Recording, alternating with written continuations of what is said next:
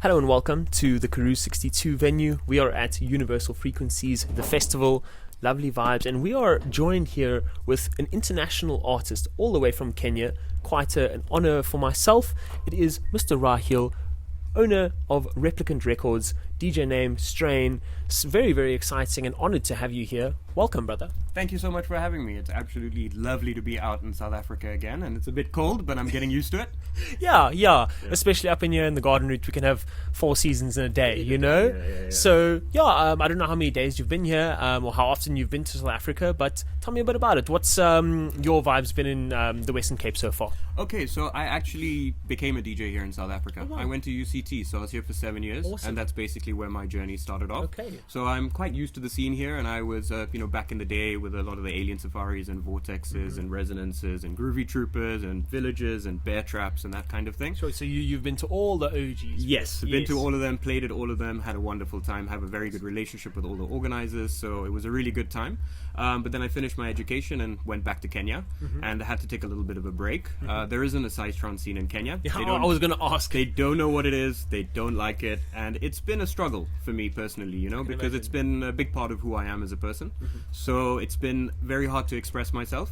But that's what I have to do, is I have to travel out the country to play, and mostly I come to South Africa because already I have a very good network out here. But I do travel to India a lot and go to Goa and play in Goa a few times because I have some family out there. Nice. And obviously I mentioned Replicant Records, bro. Yeah.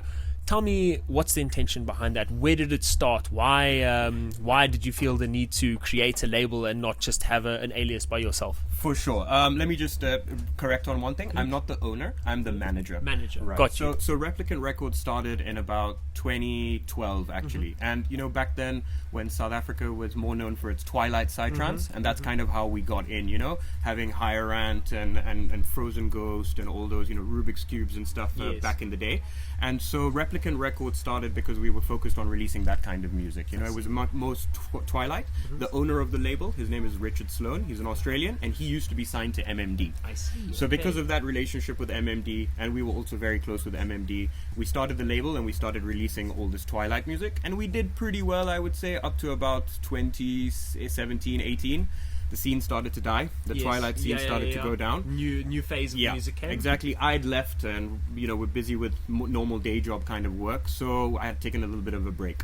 And then it was only in 2022 that we decided to kickstart the label again. And this time with a full new sound. So we scrapped everything from Replicant. We kicked off all the old artists. Yeah. We scrapped everything and a brand new fresh start with this more psychedelic kind of nighttime full-on sound, I see. So that's basically how the label's came about, the new sound for the label. And now 2025, we're very happy. We've signed up to about 20 artists. We've got a lot of DJs. We've got a bunch of artists from around the world. And I think one of the things that's made us pretty lucky is we've had a few kind of big name daytime DJs who've come on to have nighttime projects. And I think that's really helped us. A couple of them is one's Mental Broadcast and Technology from Nano.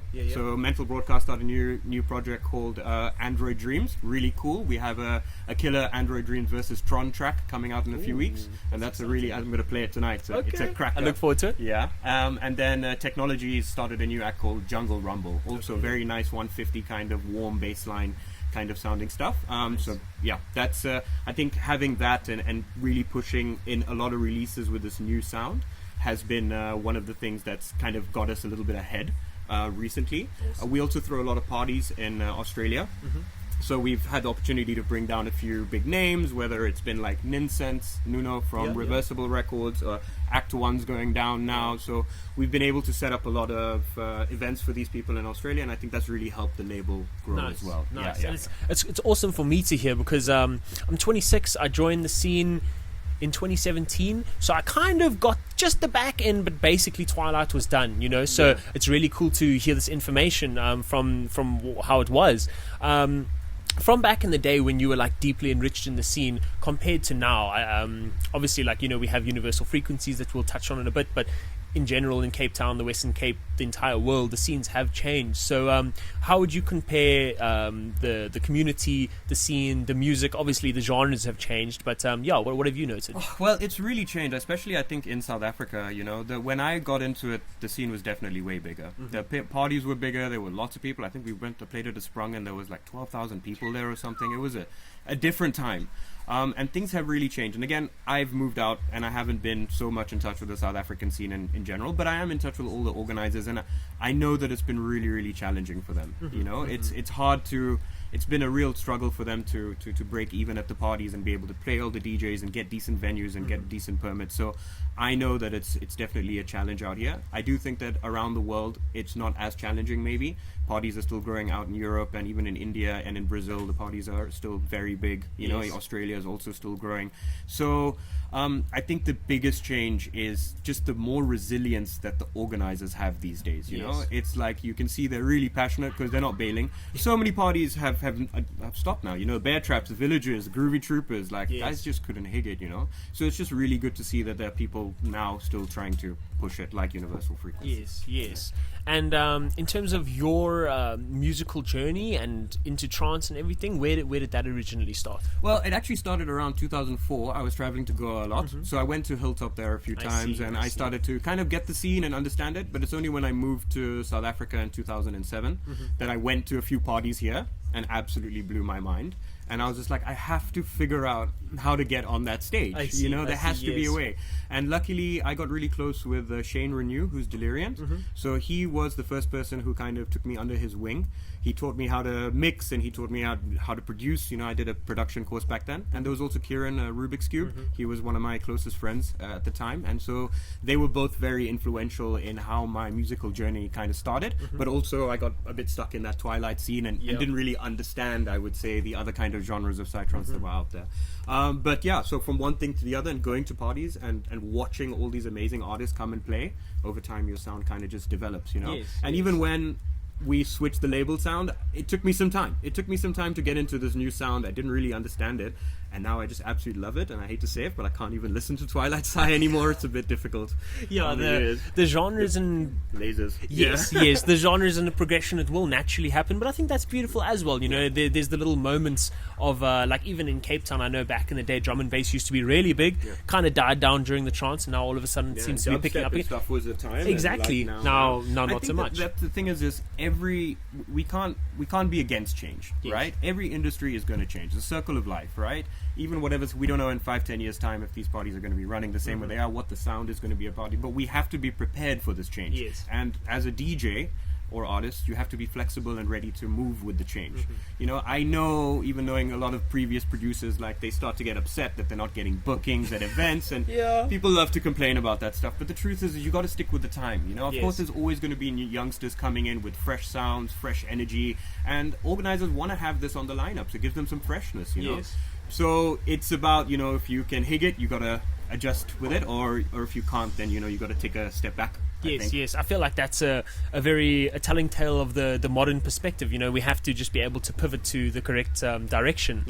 And in terms of where we are at, universal frequencies, when you think of universal frequencies, from what you've experienced so far, what comes to mind? What do you see in the organization of universal frequencies? I'd say resilience. I'd say that's the one word I'd use to describe universal frequency, because I think that they're really trying to showcase the original feel of a Psytrance party, and it is definitely challenging. I mean, they've found sorry to interrupt. For someone who might not know, describe what the original feel of a Psytrance party is to you. I think it was more of a cultural family feel, for me as an outside Kenyan coming in, when I got into the Psytrance scene, I just felt so welcomed, and there was so much love, and you just made so many friends that there was this homey feel. It still feels like home when you go to a trance party, But when I have traveled and I have gone to other events and even hilltops and stuff, I don't get that feeling. I see. I don't get that homey feeling. It feels a little bit like I'm out of place. I see. Bigger area and everything. And here at Universal Frequencies, you're feeling the same? I'm feeling very much at home. I'm feeling, it just feels, I love South Africa, and the dance floor vibes is exactly like, the connections. I met already a lot of people that I haven't seen in like 15 years. Wow. And it's been really great to catch up with people. Awesome, bro. Yeah. And in terms of the music that you've prepped tonight, you mentioned the one song that you're going to be playing. What's the intention, the energy behind it? I'd love to hear this is actually the first time that I'm playing a full Replicant Records set. Wow. I've never had the opportunity to, because we've had a lot of music, but not really easy to put it all into one flow. I think now we have enough music that I'm first time playing a full Replicant set. So we are more of a nighttime kind of label. So what we can expect is more of a full-on kind of 150 BPM kind of style, high energy, and it'll pick up as we go through. Towards the end, I'll get a little bit darker and harder just to showcase some of the stuff before dipping down into the next act. And I'm also really excited to play against after Solus. I released a track of his off a VA of mine not too long ago, and I've been I'm very close with Calvin and Synoptics. We're very close friends, so it's very exciting to get to watch him play. I've always wanted to watch him and watch one of his sets, and I think that my set will really follow on quite well from his sound in that way. But crunking, it's going to be quite full on, and it's going to be quite high energy. Lots of drops. Yes, very much excited for it. Very much excited for it, brother. And in general, when prepping a set, or even maybe for you, like being involved in the record label, maybe a VA, whatever it may be, are you prepping it thinking about how people are going to listen? Are you thinking more storyline? The art is the art. What's your perspective on that? So it's actually, I'll be honest, it takes me a bit of time. It takes me a bit of time to get my flow. I usually take quite a bit of time to prep. Obviously, the theme of the event is really important. I kind of have an idea what Universal's theme is, and who you're playing before and after also really matters. The respect for the time slot that you're playing, and at the same time seeing what I have that can match that. And it's about chopping and changing. I think having a key flow is really important. Making sure that it runs nicely in key and you don't have anything out of place. And to try and hopefully the crowd shouldn't notice too many of those changes. It should flow very smoothly, as naturally as possible. So I think that, it takes me a little bit of time to try and figure out what's the best way to go about it. And I usually kind of try and pre-record it and listen to it, on drives and stuff like that. And then I'll pick up something that it's not really flowing very well, and then chop and change towards the end there. Okay. Yeah, and again, because, I don't play as much as I used to before. So I think that's why it takes me a little bit of time to kind of get the flow. And, and then once I feel confident about it, I kind of just goes through. Yeah. Nice. And I must admit, like I said, coming into the Psytrance scene ever so slightly later, it's been really informative for me, and like I can clearly see that Replicant and you is like such a big part of the scene, so it's really quite an honor for me to connect with you in this way. And because you've seen so much, I'll even end this off over here. Because you've seen so much, what do you think a Psytrance festival in today's day and age needs to be successful? Besides, as you say, resilience, you mentioned some cornerstones of what a Psytrance festival is and like what it's there for, but what should people be striving for? And maybe you can mention some of the things that Universal Frequencies have done right.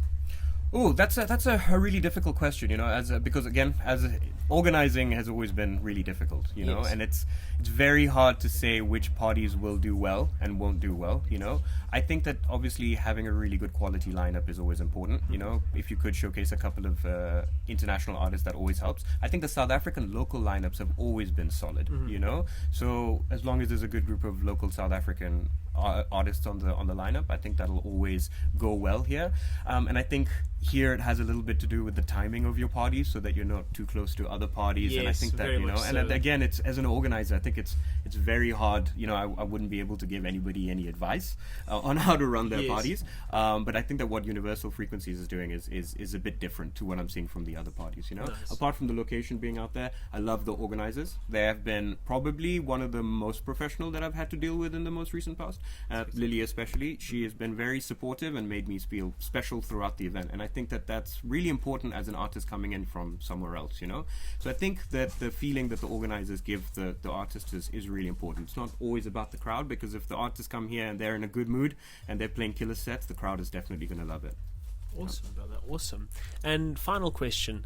Going forward for you with your DJing, with Replicant Records, with everything, what direction are you wanting to go in? Obviously, there's been the big change. You've changed the genres. Are you just looking at continuing that, building up the discography? I'd love to hear. Yeah, definitely. We are growing the label right now. It is growing a little bit faster than even we thought. We have a lot more artists that are coming on board the label, and we have at least, as of now, we have 25 releases pre-planned. So we got another 2 years worth of releases ready to go. Yeah.